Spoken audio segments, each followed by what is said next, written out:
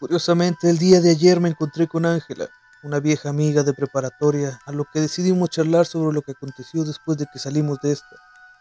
Cuando supe que ella se había especializado en medicina forense y que por un periodo de 2 años desempeñó sus servicios en una capilla funeraria, brindando la ayuda al doctor y dueño del establecimiento, de curiosidad le pregunto que si durante este tiempo experimentó actividades paranormales, a lo que ésta sonríe y me contesta que ella no creía en esas cosas, pero que hubo algo muy extraño que le pasó a la hora de preparar el cuerpo de una persona que desafortunadamente perdió la vida en su motocicleta en la carretera 57, que fue muy mencionado en los periódicos.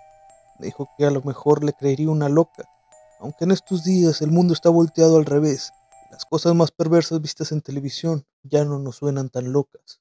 Tal vez recuerdas cuando eras niño o cuando eras niña a aquellos adultos conversar sobre historias de espantos y de miedo, aquellas historias que te hacían pensar cuando te ibas a dormir y que te erizaban los cabellos tan solo de pensarlo. Bienvenidos a Catedral Maldita.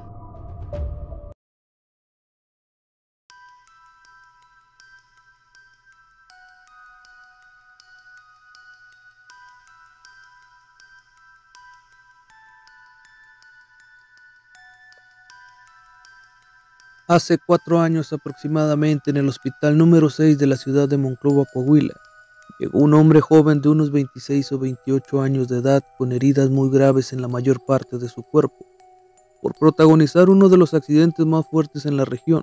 Lamentablemente para el afectado, nada pudieron hacer para asistirlo o auxiliarlo, pues en el transcurso de su lenta agonía, perdió la vida rumbo al hospital. El doctor en turno y las enfermeras que atendieron al joven mencionaron que el occiso había fallecido debido a las diversas contusiones y diversas laceraciones en su cuerpo, aunado a la pérdida de sangre de sus heridas. No pudo llegar con vida al hospital, por lo que posteriormente se trasladó a la morgue del complejo para que los encargados se dedicaran a llevar los procedimientos de rutina y que después la capilla encargada de atender el deceso fuese a recogerlo. Esa misma noche y ya entrada la madrugada, se presenta al hospital Armando Galindo, en representación de la capilla fúnebre que la familia había contratado para que se hiciese cargo del cuerpo de su familiar. Armando cumplía con la labor de trasladar, manejando su camión refrigerado para conservar los cuerpos de los difuntos. No tardó más de 40 minutos para hacer el papeleo de rutina y levantamiento de firmas, para retirar el cadáver de aquel jovencito, ya que él mencionaba que era una muy lamentable pérdida, y a tan corta edad. Una vez terminados todos los procedimientos, Armando se marcha del lugar, siendo aquel joven el único cliente por recoger. Rumbo a la morgue de la capilla que le brindaba el servicio a la familia, Armando confiesa que él es muy creyente, y al ser una persona católica, los temas de espantos y apariciones le suelen poner muy mal. ¿Cuál fuese la sorpresa grande?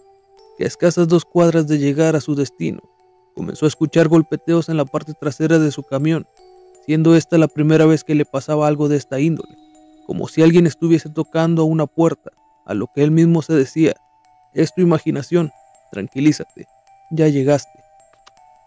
Una vez llegado al lugar, le pidió de favor a Felipe, el segundo auxiliar de la capilla aquella noche, que le echara una mano para trasladar a la persona hacia la sala de operaciones, para que la doctora comenzara con el procedimiento lo más pronto posible. Ambos, trabajando en equipo, cumplieron con el encargo y posteriormente Armando se retiró del lugar para hacer los preparativos de la sala de velación. Ya entrada la madrugada, tanto como Ángel y Felipe, al estar trabajando con aquel cuerpo del afectado, notaron un brusco cambio en la temperatura del lugar, haciendo el entorno en donde trabajaban mucho más frío de lo normal. Ambos, extrañados, no le dieron más importancia y continuaron con su labor, que era dejar a su cliente presentable para su familia. Una vez haciendo el trabajo que para ella era el más delicado, decidió tomar un descanso de 10 minutos en lo que Felipe continuaba con la rutina. Pasados los 10 minutos, la doctora Ángela regresa y pregunta a su auxiliar que cómo iba con el cliente, y este le contesta que bien y que le tenía una pregunta.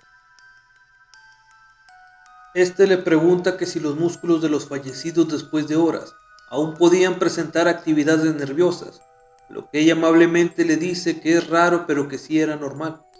Este le cuenta que mientras trabajaba, al retirarse unos minutos para beber agua y regresar a su trabajo, Los brazos y piernas del difunto se encontraban salidos de la mesa de operaciones, como si alguien los hubiese sacado a propósito para dejarlos colgando, a lo que pensó que tal vez ese era el caso, y que era mejor preguntarle antes de hacer conjeturas extrañas que no pertenecían al tema. El reloj ya marcaba las 3 de la mañana, y Felipe le pide el permiso a la doctora para tomarse 10 minutos de descanso, por lo que se marcha del lugar para despejarse unos momentos. Estando ella sola trabajando y ya faltando pocos minutos para terminar, Ángela recibe una llamada de su madre, lo cual se le hace raro porque no era costumbre que la llamaran a esa hora, y menos desde su casa, por lo cual instala en una de las gavetas de refrigeración al cliente, lo cierra siguiendo los protocolos de seguridad y se marcha para contestar la llamada. Fuera en el descanso en donde se encontraban la doctora y el auxiliar, llega con ellos rápidamente Armando, con una cara de miedo que ellos nunca habían visto. Estos le preguntan que qué había ocurrido, y este le cuenta a la doctora que al pasar por la sala de operaciones, escuchó al fondo en donde se encuentran las gavetas de refrigeración que se escuchaba el golpeteo desde dentro, y que mejor decidió ir a buscarlos para no acercarse al lugar.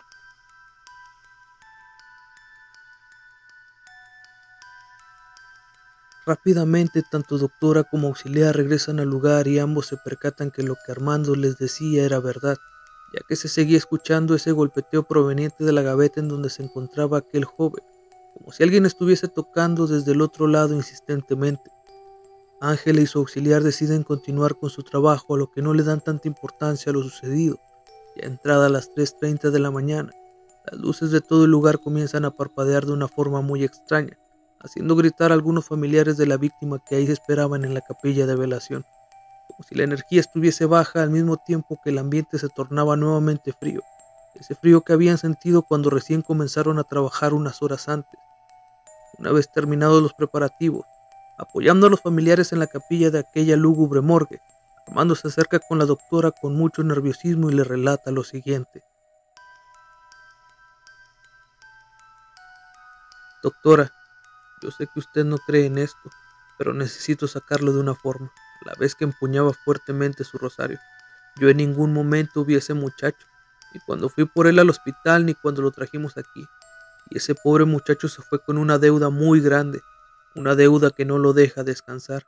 Ángela, extrañada, le pregunta que por qué le decía eso, y este responde: fíjese que cuando estaba limpiando los parabrisas en la cochera, se me acercó un muchacho de unos 27 años aproximadamente, vestido con pantalón de mezclilla y chamarra negra de cuero. Cuando me percato de él, pienso que es un familiar del difunto que se perdió a la hora de buscar el sanitario, a lo que le digo: ¿se perdió, joven? Cuando me contesta: la cagué bien feo, no sé cómo solucionarlo. Le digo: no se preocupe, joven, todos nos equivocamos. Mire, váyase por el pasillo donde está iluminado hasta el fondo, y girando a mano derecha llegará con su familia a la capilla. Ahí están todos, le digo. Por lo que este me dice: muchas gracias, en verdad se lo agradezco, y se marcha por el pasillo con una cara muy triste. Usted me va a decir que estoy loco otra vez porque usted no cree en Dios, pero ese mismo muchacho que me topé es el mismo al que están velando, con el que usted estaba trabajando. Se lo digo yo, y lo sé porque cuando terminaron, yo fui quien llevó el ataúd a la capilla. Fui yo quien levantó la tapa del ataúd para que sus familiares pudiesen despedirse de él, y era el mismo con su carita triste que vi minutos atrás en la cochera mientras limpiaba los espejos del camión. Sin duda alguna y sin temor a equivocarme, escucho muy seguido de apariciones de personas recién fallecidas que se le hacen presente a aquellos que desconcertados se llevan a casa un amargo sabor de boca, cuando estos se enteran que la persona había tenido un deceso recientemente. La mayoría de los adultos mayores que suelen narrar estas historias mencionan también que éstas se manifiestan por haber dejado asuntos muy importantes de manera inconclusa.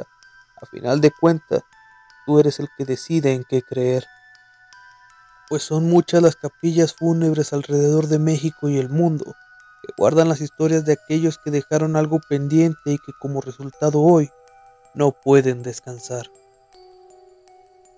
Gracias por entrar a Catedral Maldita. Buenas noches.